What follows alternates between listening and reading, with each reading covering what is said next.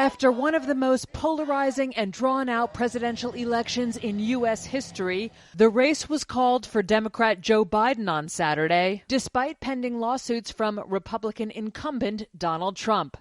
Voters ultimately embraced Biden's promise of a renewed effort to combat the coronavirus pandemic, fix the economy, and bridge America's political divide after 4 tumultuous years of Trump's leadership. At 77, Biden became the oldest person ever to be elected to the nation's highest office and won the most votes ever cast for a president.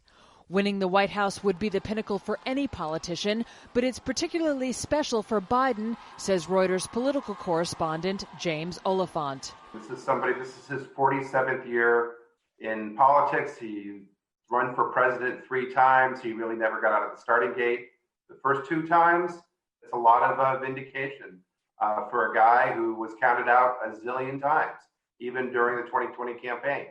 Biden's victory was driven by strong support from groups including women, African Americans, white voters with college degrees, and city dwellers, and he was comfortably ahead of Trump in the nationwide popular vote. Biden, who spent more than 30 years in the U.S. Senate and served as vice president under Trump's predecessor Barack Obama, will now look for ways to bring people together as he inherits a nation in turmoil. Well, it sounds simple, but the first thing he will do is not be Donald Trump. And in that, I'm not being fanciful. I mean, he's not going to be tweeting every day. He's not going to be trying to attract attention. He's going to be very low key. When he makes pronouncements, they're going to be measured. He's just going to try to lower the temperature. That's going to be his first move. Just not being so omnipresent in people's lives. He brings with him running mate Kamala Harris, who is the first woman, the first Black American, and the first American of Asian descent to become vice president.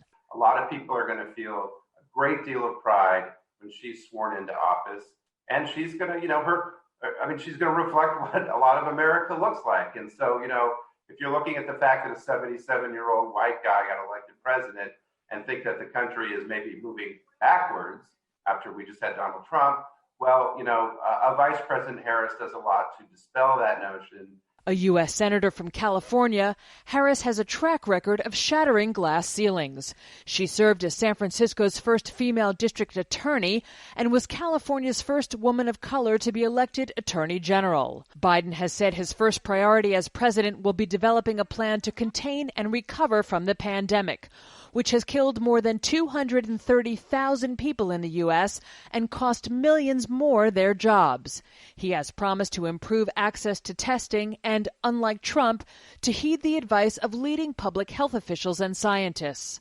Notwithstanding legal battles ahead, Biden and Harris are due to be sworn into office on January 20th, 2021.